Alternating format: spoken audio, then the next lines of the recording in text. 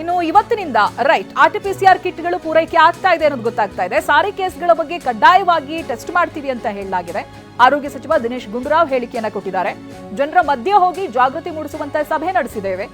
ಸೋಂಕಿತರ ಸಂಖ್ಯೆ ಹೆಚ್ಚಾದ್ರೆ ಕೋವಿಡ್ ವಾರ್ಡ್ನ ಸ್ಥಾಪನೆ ಕೂಡ ಮಾಡ್ತೀವಿ. ಯಾವ ಸೋಂಕಿತರು ಸಹ ICU ವೆಂಟಿಲೇಟರ್ನಲ್ಲಿ ಇಲ್ಲ ಅಂತ ಹೇಳಿದ್ದಾರೆ. 47 ಸಕ್ರಿಯ ಕೇಸ್ಗಳಿದ್ದಾವೆ. ಎಲ್ಲರೂ ಕೂಡ ಐಸೋಲೇಷನ್ ನಲ್ಲಿದ್ದಾರೆ. ಯಾವ ಸೋಂಕಿತರು ಸಹ ICUನಲ್ಲಾಗಿರ್ಬೋದು ಅಥವಾ ವೆಂಟಿಲೇಟರ್ನಲ್ಲಿ ಇಡಬೇಕಾದಂತ ಪರಿಸ್ಥಿತಿ ಇಲ್ಲ. ಅವರು ಆ ರೀತಿಯಾದಂತ ಆರೋಗ್ಯ ಸಮಸ್ಯೆಯನ್ನು ಅನುಭವಿಸ್ತಾ ಇಲ್ಲ ಅನ್ನೋದಾಗಿ ಹೇಳಿದ್ದಾರೆ. ಆತಂಕ ಪಡಬೇಡಿ ಅಂತಾನು ದಿನೇಶ್ ಗುಂಡೂರಾವ್ ಹೇಳಿದ್ದಾರೆ.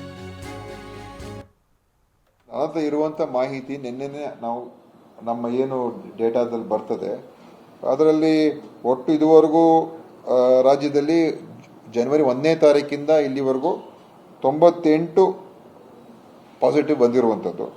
ಅದರಲ್ಲಿ 50 ಜನ ಡಿಸ್ಚಾರ್ಜ್ ಆಗಿ ಹೋಗಿದ್ದಾರೆ. 47 ಮಾತ್ರ ಕೋವಿಡ್ ಆಕ್ಟಿವ್ ಕೇಸಸ್ ಪಾಸಿಟಿವ್ ಇರೋರು ಈಗಿದ್ದಾರೆ. ಆ 47ರಲ್ಲಿ ಬಹುತೇಕ ಎಲ್ಲರೂ ಕೂಡ ಅವ್ರ ಮನೆಗಳಲ್ಲಿ ಇದ್ದಾರೆ. ಯಾರು 46 ಜನ ಮನೆಯಲ್ಲಿ ಹೋಮ್ ಐಸೋಲೇಷನ್ ಇದ್ದಾರೆ. ಇಲ್ಲ, ಸ್ಪೆಸಿಫಿಕ್ ಆಗಿ ಏನು ಅವ್ರು ಗೈಡ್ಲೈನ್ಸ್ ಕೊಟ್ಟಿಲ್ಲ. ಅವ್ರು ಹೇಳಿರುವಂಥದ್ದು ಎಲ್ಲ ಮಾನಿಟರ್ ಮಾಡ್ತಾ ಇರಿ ಅಂತ ಏನು ಹೇಳಿದ್ದಾರೆ ಹೊರತು ಬೇರೆ ಇನ್ಯಾವುದು ಎಲ್ಲ ತಯಾರಿಕೆ ಇಟ್ಕೊಂಡಿರಿ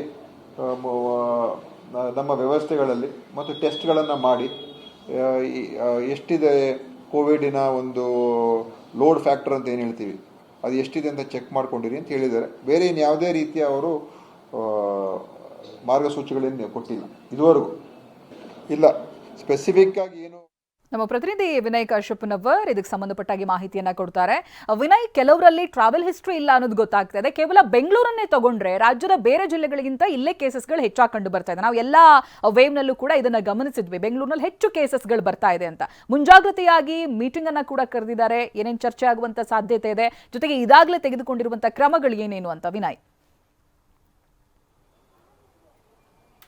ಚೈತ್ರ, ನಿಜಕ್ಕೂ ಕೂಡ ಯಾಕಂದ್ರೆ ದಿನದಿಂದ ದಿನಕ್ಕೆ ಕೊರೋನಾ ಕೇಸಸ್ಗಳು ಹೆಚ್ಚಾಗ್ತಾ ಇದೆ. ಪ್ರಮುಖವಾಗಿ ಬೆಂಗಳೂರನ್ನ ಟಾರ್ಗೆಟ್ ಕೂಡ ಮಾಡ್ಕೊಂಡಿರುವಂಥದ್ದು ಕೊರೋನಾ. ನಾವು ಕಳೆದ 1, 2, 3ನೇ ಅಲೆಗಳನ್ನು ಕೂಡ ನೋಡಿದಂಥ ಸಂದರ್ಭಗಳಲ್ಲಿ ರಾಜ್ಯದಲ್ಲಿ ಅತಿ ಹೆಚ್ಚು ಕೇಸ್ಗಳು ಕಂಡುಬರುವಂಥದ್ದು ಬೆಂಗಳೂರಿನಲ್ಲಿ. ಯಾಕೆಂದ್ರೆ ಒಂದು ಕಾರಣ ಜನಸಂಖ್ಯೆ, ಮತ್ತೊಂದು ಕಾರಣ ವಿದೇಶಗಳಿಂದ ಹೆಚ್ಚು ಟ್ರಾವೆಲರ್ಸ್ಗಳು ಬೆಂಗಳೂರಿಗೆ ಬರ್ತಾರೆ. ಹೀಗಾಗಿ ಹೆಚ್ಚಿನ ಪ್ರಮಾಣದಲ್ಲಿ ಸೋಂಕು ಕೂಡ ಹರಡುವಂಥದ್ದು ಮತ್ತು ಟೆಸ್ಟಿಂಗು ಕೂಡ ಹೆಚ್ಚಿನ ಪ್ರಮಾಣದಲ್ಲಿ ಬೆಂಗಳೂರಲ್ಲಿ ನಡೆಯುತ್ತೆ.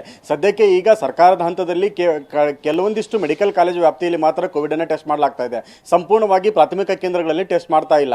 ಹೀಗಾಗಿ ಇಷ್ಟು ಪ್ರಮಾಣದಲ್ಲಿ ಕೇಸಸ್ಗಳನ್ನು ನೋಡ್ತಾ ಇದ್ದೀವಿ. ಒಂದೊಮ್ಮೆ ನಾಳೆಯಿಂದ ಟೆಸ್ಟಿಂಗ್ ಪ್ರಾಥಮಿಕ ಹಂತ ಕೇಂದ್ರಗಳಲ್ಲೂ ಕೂಡ ನಾವು ಟೆಸ್ಟ್ ಮಾಡೋದಕ್ಕೆ ಶುರು ಮಾಡಿದಂಥ ಸಂದರ್ಭದಲ್ಲಿ ನಿಜಕ್ಕೂ ಕೂಡ ಈ ಕೋವಿಡ್ನ ಕೇಸ್ಗಳ ಸಂಖ್ಯೆ ದುಪ್ಪಟ್ಟಾಗುವ ಸಾಧ್ಯತೆಗಳು ಹೆಚ್ಚಾಗಿರುವಂಥದ್ದು. ಹೀಗಾಗಿ ಅಲರ್ಟ್ ಆಗಿರುವಂತಹ ಆರೋಗ್ಯ ಇಲಾಖೆ ಮತ್ತು ವೈದ್ಯಕೀಯ ಶಿಕ್ಷಣ ಇಲಾಖೆ ಕೂಡ ಇವತ್ತು ಒಂದು ಸಭೆಯನ್ನ ಮಾಡಿತು.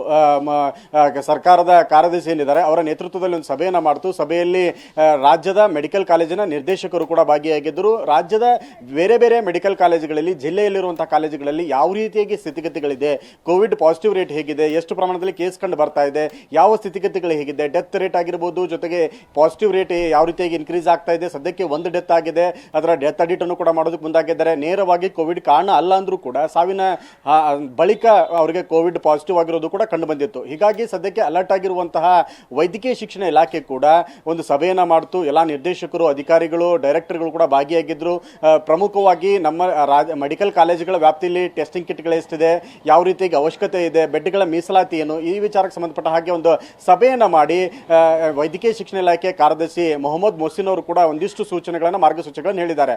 ಪ್ರಮುಖವಾಗಿ 40 ಬೆಡ್ಗಳನ್ನು, 40 ನಾರ್ಮಲ್ ಬೆಡ್ಗಳು, 10 ICU ಬೆಡ್ಗಳನ್ನು ಬೆಂಗಳೂರಿನ ರಾಜೀವ್ ಗಾಂಧಿ ಎದೆರೋಗ ಆಸ್ಪತ್ರೆಯಲ್ಲಿ ಮೀಸಲಿಡುವಂಥದ್ದು ಮತ್ತು ಬೆಂಗಳೂರು ವೈದ್ಯಕೀಯ ಕಾಲೇಜ್ ಏನಿದೆ ಮೆಡಿಕಲ್ ಕಾಲೇಜ್ ಅದರ ವ್ಯಾಪ್ತಿಯಲ್ಲಿ ಕೂಡ ಕೆಲವೊಂದಿಷ್ಟು ಬೆಡ್ಗಳನ್ನು ಮೀಸಲಿಡಬೇಕು ಅಂತ ಸೂಚನೆಯನ್ನು ಕೂಡ ಕೊಟ್ಟಿದ್ದಾರೆ. ಹೆಚ್ಚಿನ ಗೈಡ್ಲೈನ್ಸ್ಗಳನ್ನು ಮತ್ತು ಮಾರ್ಗಸೂಚಿಗಳನ್ನು ಕೊಡೋ ಸಂಬಂಧಪಟ್ಟ ಹಾಗೆ ಇವತ್ತು CM ಸಿದ್ದರಾಮಯ್ಯ ಅವರು ಸಂಜೆ 5 ಗಂಟೆಗೆ ಒಂದು ಸಭೆಯನ್ನು ಕೂಡ ಕರೆದಿದ್ದಾರೆ. ಇದರಲ್ಲಿ ಹಿರಿಯ ಆರೋಗ್ಯ ಅಧಿಕಾರಿಗಳು ಮತ್ತು ವೈದ್ಯಕೀಯ ಶಿಕ್ಷಣ ಸಚಿವರು ಮತ್ತು ಆರೋಗ್ಯ ಶಿಕ್ಷಣ ಸಚಿವರು ವಿನಯ್ ಮಾತನಾಡಿಸ್ತೀನಿ.